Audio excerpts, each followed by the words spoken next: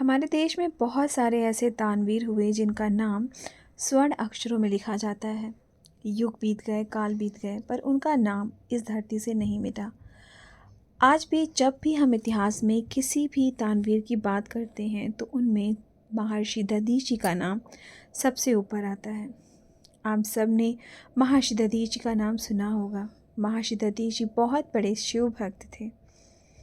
महर्षि दधीच जी को भगवान शिव से ही यह वरदान प्राप्त था कि उनके शरीर की एक एक हड्डी वज्र के समान मजबूत होगी।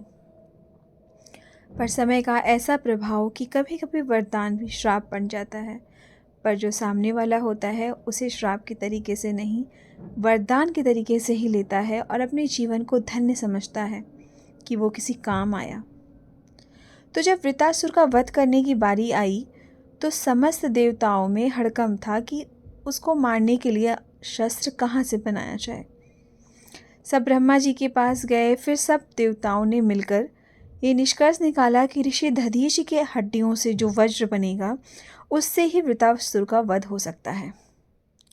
परंतु सारे देवता बहुत संकोच में थे कि उनसे बात किया किस प्रकार जाए।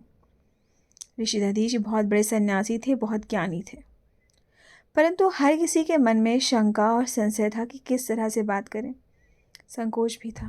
पर जब ऋषि दधीच तक ये बात आई कि देवताओं को उनकी हड्डियों की ज़रूरत है एक वज्र, एक हथियार बनाने के लिए जिससे वृत्तासुर का वध हो सके, तो वो सब बहुत खुश हुए। उन्होंने अपने आप को बहुत ही खुश नसीब समझा कि वो किसी भी प्रकार से देवताओं के काम आ रहे हैं और एक बहुत बड़ी योजना के लिए उनका उपयोग होगा। और उन्होंने बहुत ही खुशी खुशी अपने प्राण त्याग दिए और देवताओं को ये अनुमति दी कि वो उनकी अस्थियों का, उनकी हड्डियों का जिस प्रकार भी चाहें वो इस्तेमाल कर सकते हैं। अब ऋषि दधीच ने तो प्राण त्याग दिया, उनके उस मांस पिंड का दाह संस्कार भी हो गया। पर उस समय उनकी जो पत्नी थी सुवर्षा, वो गर्भवती थी। उन्होंने एक बच्चे को जन्म दिया, नवजात शिशु को। और जब उन्हें पता चला कि उनका पति अब इस दुनिया में नहीं है तो वो उनके उस दुख को बिल्कुल भी नहीं सह पाई और ऋषि दधीच के पीछे ही वो भी सती हो गई। जाने से पहले सुवर्चा ने अपने उस नवजात बच्चे को एक पीपल के कोटर में रख दिया और अपने भगवान से प्रार्थना की कि आप इसका भरण पोषण और पालन करें, अभी आपकी जिम्मेदारी है और मेरा जीवन मेरे पति के बिना कुछ भी नहीं है। तो उसके पीछे पीछे चली गई। इस प्रकार महर्षि दधीच और उनकी पत्नी दोनों का बलिदान हो गया एक बहुत अच्छे कार्य के लिए। पर पीपल के कोटर में रखा वो बालक, जो बच्चा था, वो भूख प्यास से तड़प तड़प के चिल्लाने लगा। उसे कोई वस्तु नहीं मिल रही थी। तो पीपल के उस वृक्ष ने अपनी गोंद, दूध और फलों को उस बच्चे को दिया और उससे उसका भरण पोषण हुआ। बड़ा होके उस बच्चे ने पीपल के पत्तों और फलों को खाकर अपना इन केन प्रकारेण जीवन सुरक्षित रखा। कुछ दिनों के बाद देवर्षि नारद वहां से गुजरे। नारद ने पीपल के कोटर में उस बालक को देखा और उससे पूछा कि पुत्र, तुम कौन हो? उस बालक ने कहा कि यही तो मैं भी जानना चाहता हूँ मुनिश्रेष्ठ, कि मैं कौन हूँ। नारद कहते हैं कि तुम्हारे जनक कौन हैं? बालक भी वही बोलता है कि हे मुनि, मुझे भी यही जानना है कि मेरे जनक कौन हैं। तब नारद ने उन्हें ध्यान से देखा। नारद ने आश्चर्यचकित होकर बताया कि हे बालक, तुम महान दानी महर्षि दधीच के पुत्र हो। तुम्हारे पिता की अस्थियों का वज्र बनाकर ही देवताओं ने असुरों पर विजय पाई थी। नारद ने बताया कि तुम्हारे पिता दधीच की मृत्यु मात्र 31 वर्ष की आयु में ही हो गई थी। तो बालक ने कहा कि मेरे पिता की अकाल मृत्यु का क्या कारण था। नारद जी ने उन्हें सारा वृतांत सुनाया और ये बताया कि किस प्रकार उनके पिता देवहित में कार्य किया उन्होंने, और उन्होंने अपनी अस्थियां देवताओं को दे दी। परंतु ये सारी परिस्थितियां क्यों बनी, ये बालक ने फिर से पूछा। ऐसी कैसी परिस्थितियां बनी जिसमें उनको अपने प्राण त्यागने पड़े, या ऐसा क्यों होता है? नारद ने कहा कि उस समय तुम्हारे पिता पे शनि की महादशा थी। बालक ने कहा कि और मेरे ऊपर आई इस विपत्ति का क्या कारण था? मेरा तो कहीं कोई योगदान नहीं था, पर मेरे ऊपर इतनी बड़ी विपत्ति क्यों आई? नारद मुनि ने कहा कि वो भी शनि की महादशा से ही आई। इतना बताकर देवर्षि नारद ने पीपल के पत्तों और गोंदों को खाकर जीने वाले इस छोटे से बच्चे का नाम पिप्लाद रखा और उसको दीक्षा भी दिया। नारद के जाने के बाद बालक पिप्लाद ने नारद के बताए अनुसार ब्रह्मा जी की घोर तपस्या की। वो तो थे ही ऋषि सुवर्चा, माता सुवर्चा और ऋषि दधीचि के पुत्र, तो तपस्या और कठिन जीवन उनके लिए कोई मुश्किल काम नहीं था। उनकी तपस्या से प्रसन्न होकर ब्रह्मा जी उनके सम्मुख आए और पिप्लाद से वर मांगने को कहा। तो पिप्लाद ने ये वर मांगा कि मैं अपनी दृष्टि मात्र से किसी भी वस्तु को जलाने की शक्ति चाहता हूँ। ब्रह्मा जी से वर मिलने पर सर्वप्रथम पिप्लाद ने शनिदेव का ही आह्वान किया और उन्हें अपने सम्मुख प्रस्तुत किया। सामने पाकर आंख खोलकर भस्म करना शुरू कर दिया। अब शनिदेव का शरीर जलने लगा। ब्रह्मांड में कोलाहल मच गया, क्योंकि शनि देवता कर्म दंड देवता हैं। कर्म के अनुसार वो दंड देते हैं और उनकी उस महादशा से कभी कोई नहीं बच सकता।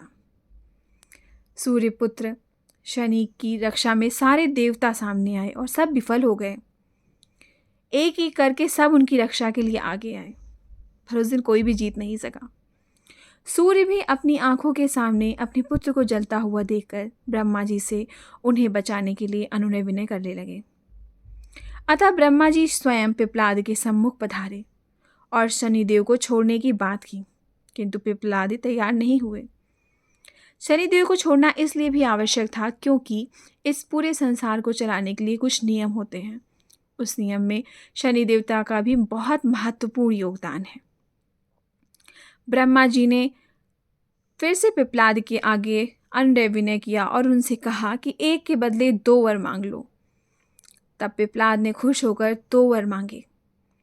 पहला वर, जिसमें जन्म से लेकर 5 वर्ष तक के किसी भी बालक की कुंडली में शनि का कोई स्थान नहीं होगा, ताकि मेरी तरह भविष्य में कोई भी बच्चा अनाथ ना हो।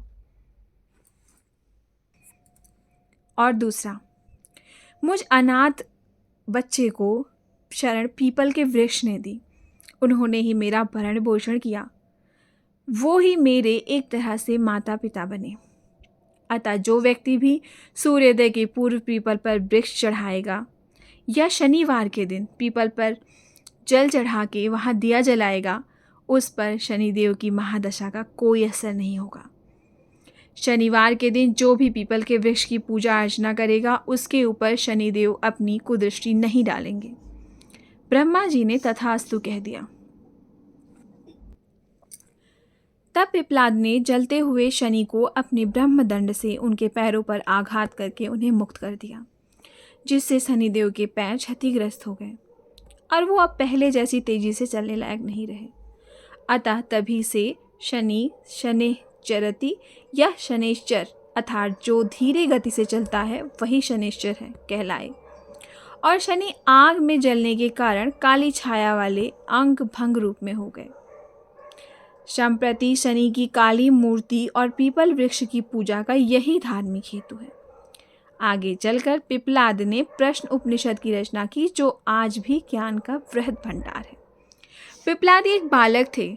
उन्होंने निर्भीक होकर अपने प्रश्नों का उत्तर खोजा और ये उपाय खोजा कि जिस प्रकार मैं अनाथ हो गया, एक अल्प आयु में कोई और बच्चा अनाथ नहीं होना चाहिए, किसी को भी दुख नहीं होना चाहिए। तो आपके जीवन में भी अगर कोई दुख से आप दुखी हैं, तो ये मत सोचिए कि वो दुख तो सबको होना चाहिए, बल्कि जीवन में ये सोचिए कि आप कुछ ऐसा कार्य करिए ताकि जो कष्ट, जो तकलीफ़ आपको आपके जीवन में मिली है, वो किसी और को ना मिल पाए, किसी और को ना मिलने पाए, और मेरे इस कार्य से दूसरों का जीवन भविष्य में और ज़्यादा आसान हो। हमेशा इस कार्य के लिए प्रयासरत रहिए, ना कि ये सोचिए कि जो कष्ट मैंने सहे हैं वो तो कोई और भी सह सकता है, उसमें क्या दिक्कत है, मैंने भी तो इस आयु में इतना कष्ट झेला है। नहीं, ये गलत है। पिप्लाद ने एक उत्कृष्ट बालक की भूमिका निभाई और पिप्लाद के उस जीवन से हमारे आज के बच्चे बहुत कुछ सीख सकते हैं। तो उनको एक कहानी सुनाइए, पिप्लाद की बहादुरी की कहानी सुनाइए और किस प्रकार संघर्षों के बीच भी वो जीवित रह के बालक उसने अपने जीवन के लक्ष्य की प्राप्ति की। और आज भी हम अपनी कहानी, कथाओं और किस्सों में उसका नाम लेते हैं। आज भी पीपल का वो वृक्ष अमर हो गया पिप्लाद की सेवा करने से। आज पीपल के वृक्ष की पूजा अर्चना सब कोई करता है, सिर्फ पीपल के वृक्ष की उस भूमिका से जो उसने पिप्लाद के साथ अदा किया। तो आप सब भी भगवान का पूजा पाठ करिए और दूसरों के जीवन को सरल बनाने के लिए हमेशा प्रयासरत रहिए। फिर मिलेंगे ऐसी ही किसी कथा, कहानी और किस्से के साथ। तब तक के लिए जय श्री कृष्ण, राधे राधे, जय जगन्नाथ, राम राम।